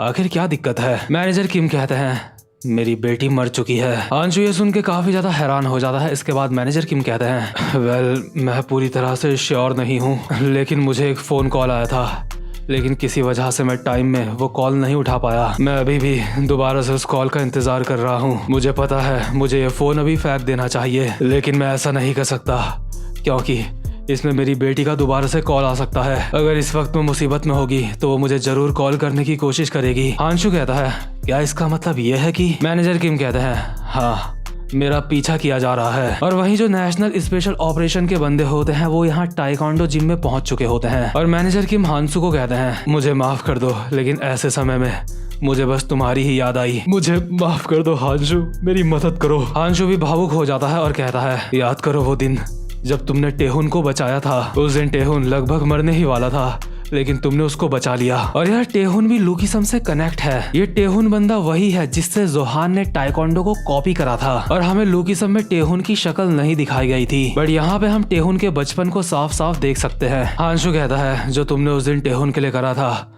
मैं उसकी कीमत चुकाऊंगा, मैं तुम्हारी मदद करूंगा। ऐसा नहीं है कि मैं ये नहीं जानता कि एक बच्चे को खोने का दुख क्या होता है। तो ठीक है, सबसे पहले मैं इन बच्चों को घर वापस भेज देता हूँ, इसके बाद हम आराम से बैठ के बात करते हैं। अभी छोटे बच्चे भागते हुए हानशु की तरफ आ रहे होते हैं और कहते हैं, हे रुक जाओ मास्टर, हमारे पीछे एक मॉन्स्टर पड़ा है। तभी जो स्पेशल पुलिस वाला होता है वो इस बच्चे के पीछे से आता है और कहता है, क्या मैं एक मॉन्स्टर हूँ? लाओ बच्चे, मुझे अपने सारे स्पाइसी राइस केक दे दो। बच्चा हंसते हुए कह रहा होता है, नहीं मैं नहीं दूंगा। ग्राउंड हॉक कहता है, अच्छा तो फिर मॉन्स्टर तुम्हें खा जाएगा। लेकिन इतने में ही हानशु एक लात मारता है ग्राउंड हॉक के मुंह पे, बट ग्राउंड हॉक हानशु की टांग को पकड़ लेता है और कहता है, टाइकोंडो हाँ, अगर कोई तुम्हारा उल्टा पैर पकड़ लेता है तो फिर तुम्हें। लेकिन इतने में ही हानशु घूमते हुए अपने दूसरे पैर से एक लात मारता है सीधा ग्राउंड हॉक के मुंह पे, जिससे ग्राउंड हॉक दूर जाके गिरता है। और इस लात की वजह से जो छोटे बच्चे के राइस केक्स होते हैं वो हवा में गिरने लगते हैं। लेकिन हानशु हवा ही हवा में एक एक पीस को कप के अंदर डाल देता है, जो कि ये दिखाता है कि हानशु कितना खतरनाक बंदा है। और यार एक बात मैं शर्त के साथ कह सकता हूँ, जितने भी लोगों ने सिर्फ मैनेजर किम की मानवा पड़ी होगी और लुकीसम अब तक नहीं देखा होगा पूरा का पूरा, वो बंदा ये बिल्कुल भी अंदाजा नहीं लगा सकता कि हानशु कितना ज्यादा खतरनाक है। और ऐसा इसलिए क्योंकि लुकीसम वाले बंदों को अभी पता होगा कि अगर हानशु जोहान शियोंग का पिता है तो इसका साफ साफ मतलब है कि हानशु एक मॉन्स्टर है। अभी जैसे ही हानशु सारे के सारे राइस केक्स कप में वापस डालते हैं तो बच्चा ये देख के काफी ज्यादा हैरान हो जाता है और खुश हो जाता है। इसके बाद हानशु बच्चे के सर पे हाथ रखते हैं और कहते हैं, टैमिन बेटा,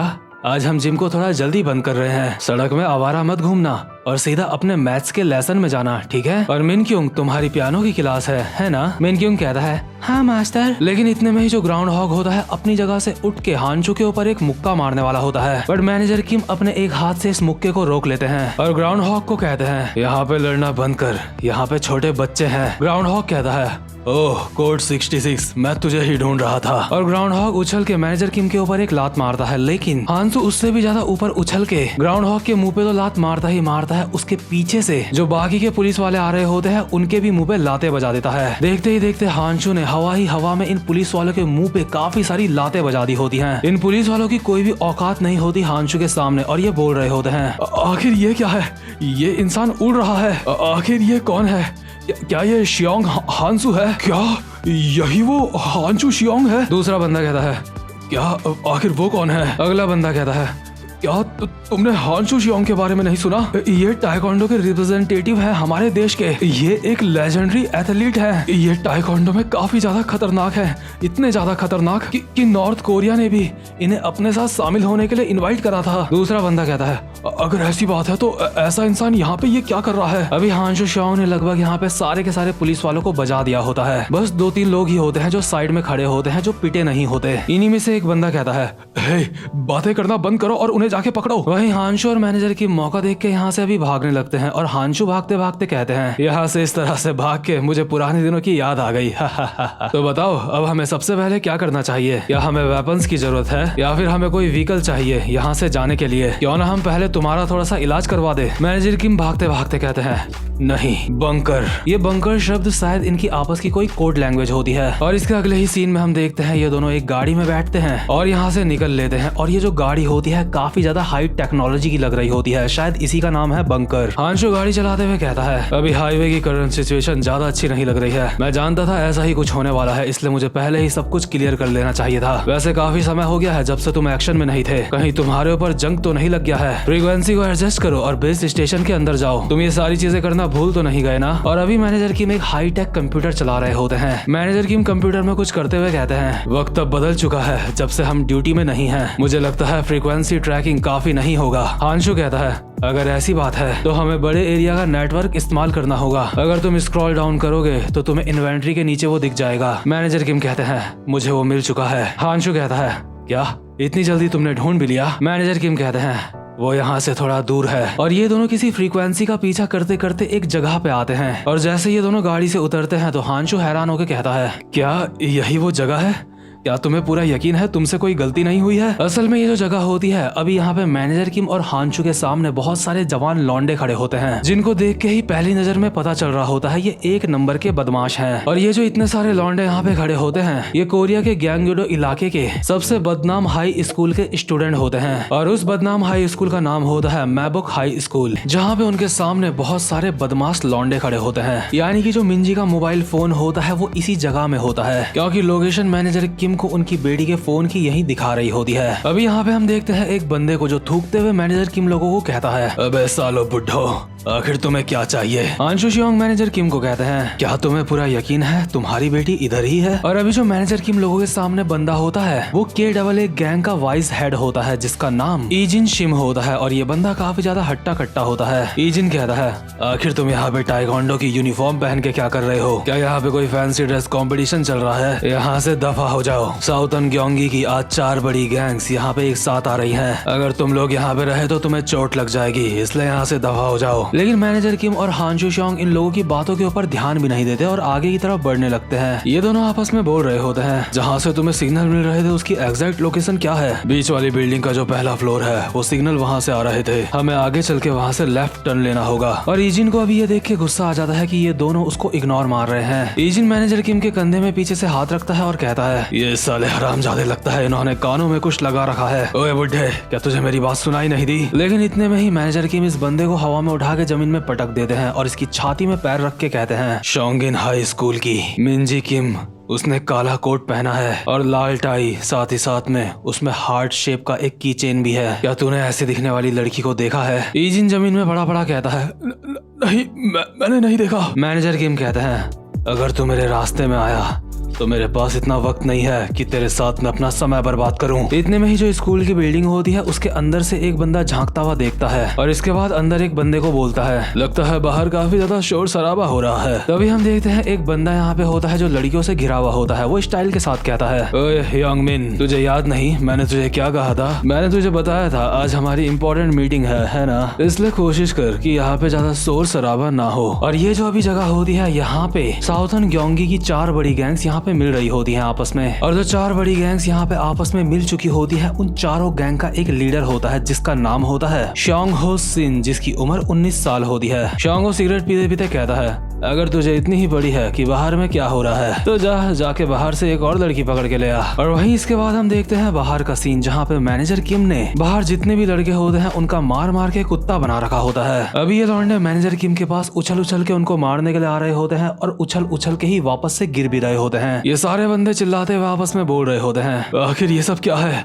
हमारे बंदे हवा में उड़ रहे हैं, हम लोग काफी ज्यादा हैं, चलो इन्हें पकड़ लेते हैं। हाँ तुम सही बोल रहे हो, लेकिन हम इन्हें पकड़ नहीं पा रहे हैं। मैनेजर किम अभी अपने एक एक मुक्के से यहाँ पे 4-4 लॉन्डो को हवा में उड़ा रहे होते हैं, जो कि इन लॉन्डो के लिए काफी ज्यादा खतरनाक बात होती है क्योंकि उन्होंने ऐसा कुछ पहले नहीं देखा था। तभी हम देखते हैं यहाँ पे एक दूसरे स्कूल का बंदा बैठा हुआ होता है जो कहता है, वो टेशन हाई स्कूल के बच्चे कुछ ज्यादा ही हल्ला मचा रहे हैं। दूसरा बंदा कहता है, क्या मैं उन्हें जाके चुप कराऊं? पहला वाला कहता है, नहीं ठीक है सब। और ये वाले जो लड़के होते हैं ये होते हैं आशन टेक्निकल स्कूल के बंदे और इनकी गैंग का नाम होता है ओडी गैंग। ओडी गैंग का एक बंदा कहता है, जब तक मीटिंग खत्म नहीं हो जाती बॉस ने हमें शांत रहने के लिए कहा है, जैसा बॉस ने हमें कहा है हमें वैसा करना चाहिए। तभी इनके पीछे से हानशु श्योंग आते हैं और कहते हैं, हे लड़कों, मैं एक लड़की को ढूंढ रहा हूँ जिसका नाम मिंजी किम है, क्या ऐसा हो सकता है कि तुम उस लड़की को जानते हो? इतने में ही हानशु के पीछे से एक बंदा आता है हानशु को मारने के लिए, लेकिन हानशु की बॉडी इस तरह की होती है कि वो खतरे को डिटेक्ट कर लेती है और हानशु बिना देखे ही पीछे एक लात घुमाता है और वो लात उस बंदे के मुंह पे जाके लगती है। इसके बाद हानशु एक स्माइल के साथ कहता है, अरे मैं सोच रहा था कि यहाँ पे तुमसे फाइट नहीं करूंगा, तुम लोगों ने मुझे मेरे बेटे की याद दिला दी, वो भी अभी अपने जवानी के दौर से गुजर रहा है। और भाई लोग, बेटे से याद आया, मेरी पिछली वाली वीडियो में आप में से काफी सारे लोग बोल रहे थे कि हानशु श्योंग का बेटा जुहान श्योंग नहीं है, तो देखो वो बात तो बिल्कुल सच है, लेकिन मेरा बस इतना कहना है कि हानशु श्योंग से जुहान श्योंग का कोई तगड़ा कनेक्शन है। अभी तक वो कनेक्शन रिवील नहीं हुआ है, लेकिन कुछ ना कुछ तो कनेक्शन है, क्योंकि लुकीसम में जुहान का टेहुन श्योंग के साथ भी एक रिलेशन दिखाया गया था। जुहान ने हानशु श्योंग के बेटे का ही टाइकोंडो कॉपी करा था। तो खैर, अभी यहाँ पे जो आशन टेक्निकल स्कूल के बंदे होते हैं हानशु श्योंग को देख के काफी ज्यादा गुस्सा हो जाते हैं। अभी इनमें से एक बंदा चाकू निकालता हुआ आगे बढ़ता है हानशु श्योंग की तरफ और कहता है, तू साले। और जैसे ये बंदा हानशु श्योंग के चाकू मारता है, हानशु इस अटैक को डॉज कर लेता है। इसके बाद ये बंदा दोबारा से हानशु श्योंग के ऊपर हमला करता है इस चाकू से, लेकिन हानशु हवा में उछल जाता है और कहता है, वो चाकू अगर तू इसे इस तरह से पकड़ेगा तो तेरे हाथ में चोट लग सकती है। और आशन टेक्निकल स्कूल के बच्चे अपने मन में बोल रहे होते हैं, वो अभी हवा में है, ये बंदा काफी ज्यादा हल्का है। लेकिन इतने में ही यहाँ पे एक और बंदा आ जाता है अपने हाथ में कुल्हाड़ी लेके, और ये आशन टेक्निकल स्कूल का वाइस हेड होता है। इसका नाम होता है योंजुन जी। ये बंदा अभी स्कूल में होने के बावजूद भी 3 दिन पहले ही जेल से छूटा होता है, क्योंकि इसके काम ही ऐसे होते हैं, ये किसी के भी कुल्हाड़ी मार देता है और किसी को जान से मार देता है। ये बंदा कुल्हाड़ी लेके यहाँ पे आता है और हानशु को देख के कहता है, आजा साले, वैसे भी मेरे पास खोने के लिए यहाँ पे कुछ भी नहीं है बुड्ढे, अब मैं तुझे अपनी कुल्हाड़ी का स्वाद चखाऊंगा। इससे पहले कि ये बंदा हानशु के कुल्हाड़ी मारता, इसको पता भी नहीं चलता कि हानशु इसके मुंह पे लातों की बारिश कर देता है और 2-3 सेकंड के अंदर ही हानशु इसके मुंह पे लाते बजा बजा के इसको अनकॉन्शियस कर देता है और कहता है, लड़ाई में कुल्हाड़ी का इस्तेमाल करना ये कुछ ज्यादा ही है। ओए बच्चों, यहाँ की जो सेंट्रल बिल्डिंग है मैं उसके फर्स्ट फ्लोर में जाना चाहता हूँ। अभी बाकी के जो 2 लड़के होते हैं वो हानशु को देख के काफी ज्यादा डर जाते हैं और कहते हैं, जी सर, क्या सेंट्रल बिल्डिंग? वही दूसरी तरफ हम देखते हैं जो मैनेजर किम होते हैं सेंट्रल बिल्डिंग में पहुंच चुके होते हैं और अब उन्हें फर्स्ट फ्लोर के मेन ऑफिस में जाना होता है। मैनेजर किम ने अभी एक लड़के का सर पकड़ रखा होता है और उसको घसीटते हुए ला रहे होते हैं, और जैसे ही वो इस बिल्डिंग के अंदर एंटर करते हैं यहाँ पे 2 लड़के खड़े होते हैं, जिनमें से एक कहता है, ओए क्या तू मेन ऑफिस में जाने की कोशिश कर रहा है? अगर तूने वहां जाने की कोशिश करी तो तू मारा जा सकता है। मैनेजर किम सीरियस होकर कहते हैं, आगे से हट जाओ। ये दोनों लड़के आपस में बोल रहे होते हैं, आखिर ये हरामखोर है कौन? क्या ये किसी स्टूडेंट का पेरेंट है क्या? ओए बुड्ढे, यहाँ से चुपचाप से कट ले। लेकिन ये जो बंदा होता है इसको पता भी नहीं चलता कि मैनेजर किम का मुक्का इसके नाक के काफी ज्यादा क्लोज आ चुका है और मैनेजर किम तबाही मचाते हुए यहाँ से आगे जा रहे होते हैं। उनके रास्ते में जो कोई भी आ रहा होता है वो सेकंड से पहले जमीन में पड़ा हुआ दिख रहा होता है। मैनेजर किम अभी इन लॉन्डो को मारते मारते बिल्डिंग में काफी ज्यादा आगे तक आ गए होते हैं और तभी वो देखते हैं उनके सामने एक बंदा खड़ा होता है जो कि होता है PH गैंग का वाइस हेड और इसका नाम होता है योंगमिन कैंग। और ये बंदा भी पहले जेल रह के आ चुका है और इसको भी बॉक्सिंग आती है, बट ये हमारे जैक ली के आसपास का बिल्कुल भी नहीं होता। अभी मैनेजर किम ने जिस बंदे का सर पकड़ रखा होता है वो रो रहा होता है और मैनेजर किम से दया की भीख मांग रहा होता है। ये बंदा रोते रोते मैनेजर किम को कहता है, सर यही है फर्स्ट फ्लोर का मेन ऑफिस, जैसा आपने कहा था मैं आपको यहाँ पे लेके आ गया हूँ, फिर प्लीज मुझे छोड़ दो। वहीं योंगमिन जो मैनेजर किम के सामने खड़ा होता है अपना चश्मा उतार के फेंकता है और कहता है, मुझे लगता है बाहर काफी ज्यादा हल्ला हो रहा है, तो वो हल्ला तू मचा रहा था, सिर्फ एक बुड्ढे ने बाहर इतना हंगामा मचा दिया, लगता है तू थोड़ा बहुत वर्कआउट भी कर लेता है। और योंगमिन स्पीड में आता है मैनेजर किम की तरफ उनके मुंह पे मुक्का मारने के लिए, और जैसे ये मुक्का मैनेजर किम के मुंह पे लगने वाला होता है मैनेजर किम अपने लेफ्ट हैंड से इस बंदे का मुक्का साइड कर देते हैं और पलक झपकते ही इस बंदे के ऊपर काफी सारे मुक्के मार देते हैं। ये बंदा इस हालत में भी मैनेजर किम के ऊपर दोबारा से अटैक करने की सोच रहा होता है, लेकिन इतने में ही मैनेजर किम इसका हाथ पकड़ के इसको हवा में उल्टा उछाल देते हैं और कहते हैं, अपना मुंह बंद कर और मेरे रास्ते से हट जा, और एक मुक्का मारते हैं इस बंदे के मुंह में, जिससे ये बंदा मेन ऑफिस का दरवाजा तोड़ते हुए वहाँ अंदर जाके गिरता है। और यही मेन ऑफिस के अंदर होता है इन सबका लीडर। जैसे ही मैनेजर किम यहाँ मेन ऑफिस में पहुंचते हैं, यहाँ पे जितने भी बंदे होते हैं चिल्ला के खुद से बोल रहे होते हैं, क्या आखिर साला ये कौन है, क्या ये पुलिस है, ओए आखिर तू कौन है, क्या ये तो एक बुड्ढा है, क्या ये कोई टीचर है, अरे उसे जान से मार दो, बस दरवाजे को बंद कर दो, ये बुड्ढा यहाँ से भागना नहीं चाहिए। हालांकि दरवाजा मैनेजर किम तोड़ चुके होते हैं, लेकिन फिर भी इन्हें इस बात की चिंता होती है कि कहीं मैनेजर किम यहाँ से भाग न जाए, क्योंकि अब ये लोग मैनेजर किम की काफी अच्छे से तोड़ने का प्लान बना रहे होते हैं। इतने में ही मैनेजर किम की नजर पड़ती है इन सबके लीडर के ऊपर, जिसकी जेब में अभी मिंजी का मोबाइल होता है। और ये देख के अभी मैनेजर किम के इमोशंस फूट रहे होते हैं, क्योंकि मिंजी का मोबाइल देख के उन्हें अपनी बेटी मिंजी की और ज्यादा चिंता होने लगती है। तभी एक मोटा मैनेजर किम के ऊपर एक थप्पड़ मारता है, लेकिन मैनेजर किम इस बंदे के अटैक को डॉज भी नहीं करते और उसका हाथ मैनेजर किम तक पहुंचने से पहले ही उस बंदे को जमीन में पटक के दे मारते हैं। ये चीज देख के यहाँ पे जितने भी लोग होते हैं काफी ज्यादा हैरान होते हैं, और इनमें से दो बंदे कहते हैं, क्या ये क्या था, जल्दी से उसे पकड़ लो। लेकिन इससे पहले कि ये दोनों बंदे मैनेजर किम को पकड़ते, इन दोनों को पता भी नहीं चलता कि कब इन दोनों के मैनेजर किम ने शॉटें मारी है, और ये दोनों अभी हवा में लहराते हुए काफी ज्यादा दूर जाके गिरते हैं। और ये सब देख के जो इनका लीडर होता है अंदर ही अंदर थोड़ा सा हैरान हो रहा होता है। इतने में ही जो इनका लीडर होता है उनके सामने मैनेजर किम आ जाते हैं और कहते हैं, तेरी जेब में जो सेल फोन है तुझे वो कहाँ से मिला। ये बंदा जेब से मोबाइल निकालते हुए कहता है, क्या ये फोन ये मुझे कहाँ से मिला था। अभी हम देखते हैं ये जो फोन होता है इसके बाहर पे मिंजी का वॉलपेपर भी लगा होता है। ये बंदा इस वॉलपेपर को देख के कहता है, अब मैं इस लड़की की शक्ल देख रहा हूँ तो मुझे ऐसा लग रहा है शायद मैं इसको जानता हूँ या फिर नहीं जानता। अरे हाँ मुझे याद आया, लगता है ये वही पिछली रात वाली लड़की है। आए हाय अरे भाई साहब सच में ये काफी ज्यादा सेक्सी थी, क्या ये माल तेरी बेटी है। ये बंदा भी मैनेजर किम के सामने उनकी बेटी के बारे में ऐसी बातें कर रहा होता है, वो बेटी जिसके लिए मैनेजर किम इतने ज्यादा परेशान है। इस बंदे की हरकतें देख के मैनेजर किम का सच में अभी दिमाग खराब हो जाता है, और मैनेजर किम की शक्ल देख के सच में ऐसा लग रहा होता है जैसे वो अपने UI मोड में आ चुके हैं। और आज की वीडियो की शुरुआत में हमें देखने के लिए मिलता है डायरेक्ट इस बंदे का सूजा हुआ चेहरा, जिसका मैनेजर किम ने मार मार के बुरा हाल करा होता है। मैनेजर किम अभी इस बंदे का सर पकड़ के एंगल बनाते हैं और इसके मुंह पे घुमा के एक और मुक्का मारते हैं, और इसके बाद लगातार 4-5 मुक्के और बजाते हैं, और ये बंदा दूर जाके गिरता है जमीन में। इसके बाद मैनेजर किम इसकी उंगलियों में एक पेन जैसी चीज को फंसाते हैं। ये बंदा कहता है, अगर तुम क्या कर रहे हो, लेकिन मैनेजर किम घुमा के इसके हाथ में लात मारते हैं, जिस वजह से इस बंदे की चीखें निकल जाती हैं। मैनेजर किम अभी इस बंदे के हाथों में लाते मारे ही जा रहे होते हैं। इतने में ही हान चू शियोंग मैनेजर किम को रोक लेते हैं और कहते हैं, अब आप रुक सकते हो, अगर ऐसा ही चलता रहा तो ये मर जाएगा। इसने हमें बता दिया है कि जो कुछ भी ये बोल रहा था वो सच नहीं है, ये आपकी बेटी को नहीं जानता। इसके बाद मैनेजर किम इस बंदे के सामने थोड़े से और पेन फेंकते हैं और सीरियस होकर इस बंदे को कहते हैं, ठीक है तो तू बोल रहा है तू मेरी बेटी को नहीं जानता है, तेरा उसके साथ कोई भी लेना देना नहीं है, क्यों। ये बंदा जो अभी थोड़ी देर पहले तक काफी ज्यादा हीरो बन रहा होता है अभी रोते रोते कहता है, हाँ दरअसल बात ऐसी है कि। इसके बाद ये बंदा मैनेजर किम को बताता है कि उसके पास मैनेजर किम की बेटी का मोबाइल कैसे आया। और अभी हम देखते हैं एक पुराना सीन जहाँ पे इस बंदे के पास इसके साथ का एक बंदा आता है एक पेटी लेके, जिसके अंदर काफी सारे मोबाइल पड़े हुए होते हैं। वो बंदा इसको आके कहता है, सर जैसा आपने कहा था काम हो गया है, मैंने इन सारे बर्नर फोन को अनलॉक कर दिया है, और इनके अंदर जितने भी लॉक वगैरह लगे थे, जितने भी प्रोडक्शन थे, मैंने सबके सब हटा दिए हैं। साथ ही साथ में जितने भी लड़कियों के फोन है वो मैंने इससे अलग कर दिए हैं। ये बंदा खुश होकर कहता है,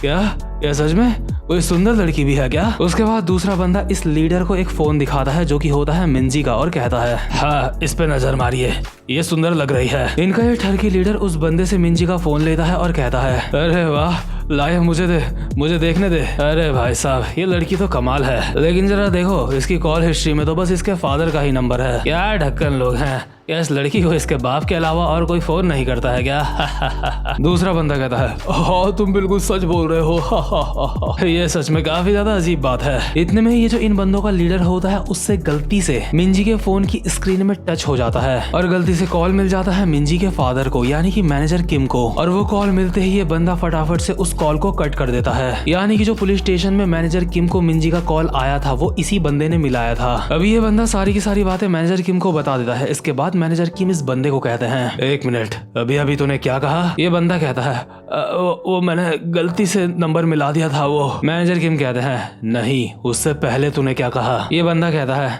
उस लड़की के फोन में सिर्फ उसके डैड का ही नंबर था, उसके फोन के अंदर उसके एक भी दोस्त का नंबर मुझे नहीं दिखा। हाँ लेकिन उसके मैसेज में मैंने एक नंबर देखा था जिसमें लिखा हुआ था हैरियोंग, किसी हैरियोंग नाम की लड़की ने उसको मैसेज करा था। और मैनेजर किम ये सुन के काफी ज्यादा हैरान हो जाते हैं कि उनकी बेटी के फोन में बस उन्हीं का नंबर है। मतलब यार सच में कभी कभी पेरेंट्स समझ नहीं पाते कि उनका बच्चा किस मुसीबत से गुजर रहा है। और ऐसा ही हो रहा होता है हमारी मिंजी के साथ। ये बंदा भी फटी हुई हालत में और बताता है और कहता है, लेकिन वो जो मैसेज था, मैं एग्जैक्टली उस मैसेज वाले इंसान को तुम्हारी बेटी का दोस्त नहीं बोल सकता। और मिंजी को जो एक मैसेज आ रखा होता है उसमें लिखा होता है, मिंजी क्या तुम मुझे $20 दे सकती हो? मतलब कि कुल मिला के एक मैसेज है उसके फोन में किसी और का और उसमें भी कोई इंसान मिंजी से पैसे मांग रहा है। ये देख के मैनेजर किम को समझ आने लगता है कि उनकी बेटी सही संगत में नहीं थी और ना ही उनकी बेटी का कोई दोस्त था। इसलिए मैनेजर किम अभी काफी ज्यादा दुखी लग रहे होते हैं और हैरान लग रहे होते हैं। अभी मैनेजर किम को याद आ रहा होता है जब कुछ समय पहले मिंजी उनसे नाराज होकर जा रही थी तो मिंजी ने कहा था, मुझे ढूंढने बिल्कुल भी मत आना, मैं हैरियोंग के घर जा रही हूँ। और एक बार जब मिंजी कहीं घूमने जा रही थी तो उस समय भी मैनेजर किम ने मिंजी से पूछा था, बेटा तुमने क्या बताया था, अगले हफ्ते तुम किनके साथ घूमने जा रही हो? मिंजी ने उस समय भी डरते डरते जवाब दिया था, वो मैं हैरियोंग के साथ जा रही हूँ, हैरियोंग की मॉम ने कहा कि वो लोग मुझे अपने साथ ले जाएंगे। और मैनेजर किम अभी यही सारी बातें सोच के अपने मन में बोल रहे होते हैं, क्या हैरियोंग?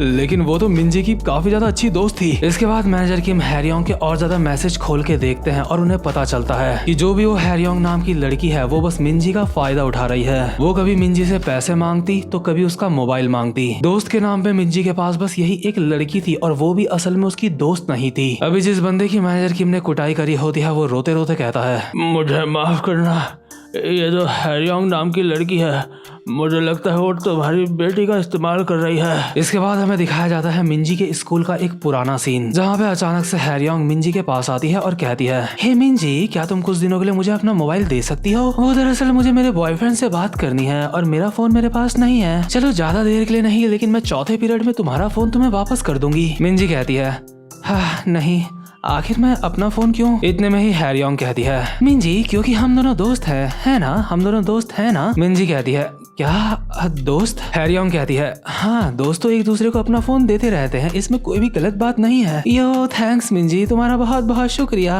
और हैरियोंग मिंजी का फोन यहाँ से लेके चले जाती है और जाते जाते अपनी दूसरी दोस्त के साथ मिंजी का मजाक उड़ा रही होती है। और मिंजी बेचारी को लग रहा होता है कि ये लड़की उसकी दोस्त है, इसीलिए किसी समझदार इंसान ने कभी कहा था ये दोस्ती हमेशा सोच समझ के करनी चाहिए। तो खैर जैसे हमें समझ आ चुका है कि हैरियोंग कितनी ज्यादा हरामखोर थी, ये बात मैनेजर किम को भी समझ आ चुकी होती है और वो काफी ज्यादा गुस्सा हो जाते हैं ये सोच के कि उनकी बेटी कितने ज्यादा दुख में जी रही थी। मैनेजर किम अपने मन में बोल रहे होते हैं, मैं इसके बारे में कुछ भी नहीं जानता था, शिट। इसके बाद हम एक और पुराना सीन देखते हैं जहाँ पे मैनेजर किम मिंजी का एक फॉर्म भर रहे होते हैं और उन्हें मिंजी के एक दोस्त का नाम चाहिए होता है। इसलिए मैनेजर किम मिंजी को कहते हैं, बेटा तुमने क्या बताया था, तुम्हारी वो जो काफी अच्छी दोस्त है उसका नाम क्या था? हैरियोंग है ना? मिंजी कहती है, हाँ आपने बिल्कुल सही कहा, आप वहाँ पे हैरियोंग का नाम लिख सकते हो, वो मेरी काफी ज्यादा अच्छी दोस्त है, वो हमेशा मेरे साथ रहती है, वो मेरी सबसे ज्यादा अच्छी दोस्त है। और अभी मैनेजर की उसी हैरियोंग के मैसेज पढ़ रहे होते हैं जिसपे लिखा होता है, मिंजी सॉरी, मुझसे तुम्हारे जिम के कपड़े खो गए, सॉरी मिंजी, लेकिन अभी मैं थोड़ी देर बाद तुम्हारा मोबाइल फोन लेने आ रही हूँ। और यार सोचो जरा एक बाप के दिल पे क्या बीतेगी कि उसकी बेटी मर चुकी है और उसके बाद उन्हें पता चल रहा है कि जब वो जिंदा भी थी तब भी वो इतनी ज्यादा कुछ खास अच्छी नहीं थी, तब भी वो काफी ज्यादा अकेली थी। इसलिए मैनेजर किम अपने मन में कहते हैं, सच में सच में मुझे कुछ भी नहीं पता था अपनी बेटी के बारे में। और बेचारे मैनेजर किम को भी याद आ रहा होता है कि कैसे वो मिंजी के ऊपर गुस्सा करा करते थे। हम देखते हैं एक सीन में मैनेजर किम मिंजी को बोल रहे होते हैं गुस्से में, आखिर आजकल तुम कॉल क्यों नहीं उठाती हो? हाँ, मिंजी डरते हुए कहती है, क्या आपने मुझे कॉल करा था? मुझे कॉल मत करा करो, मुझे सच में काफी ज्यादा अजीब लगता है। मैं कोई बच्ची नहीं हूँ, और वैसे भी कॉल ना उठाने में इतनी क्या बड़ी बात हो गई? वैसे भी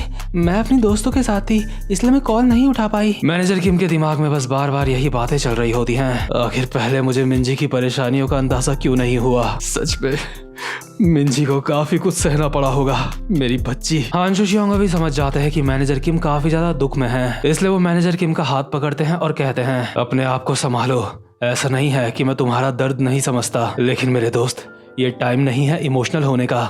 हमें जल्दी से मिंजी को ढूंढना होगा। अगर एक बार हम उसको ढूंढ लेंगे तो तुम उससे माफी मांगना और कहना कि तुम उसके ऊपर ठीक से ध्यान नहीं दे पाए, इसलिए अभी हम इस समय इमोशनल नहीं हो सकते। इसके बाद मैनेजर किम कहते हैं, हांशु, तुम्हारा बहुत बहुत शुक्रिया मेरे दोस्त। हांशु कहता है, मैं जानता हूँ तुम्हारे लिए सब कुछ काफी ज्यादा मुश्किल होगा। मैं जानता हूँ तुमने अपनी तरफ से अपनी बेटी के लिए पूरी कोशिश करी होगी। मैं जानता हूँ अभी तुम्हारे दिमाग में काफी सारे बुरे ख्याल आ रहे होंगे, लेकिन मेरे दोस्त, एक बाप को कठोर होना पड़ता है। चाहे एक बाप के रास्ते में कुछ भी आए, उसको सारी मुसीबतों का सामना करना होता है। एक बाप ऐसा इंसान होता है जो अपनी पूरी फैमिली को संभाल के रखता है। मैनेजर किम इस समय काफी ज्यादा इमोशनल हो चुके होते हैं, लेकिन वो जैसे तैसे खुद को संभालते हैं और कहते हैं, हाँ, तुमने सही कहा, हर चीज की अपनी एक सही जगह होती है।